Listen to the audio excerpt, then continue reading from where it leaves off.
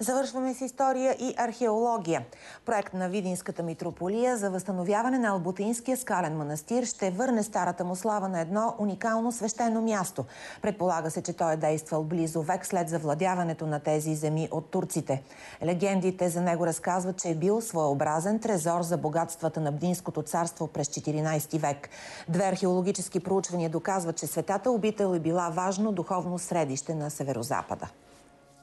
Църквата, магерницата и монашеските килии на Алботинския скален манастир край село Градец отдавна са превърнати в руини и са преровени от иманярите. Южната част фактически е била от дървен материал направена. Било всичко затворено, отпред е малко врати.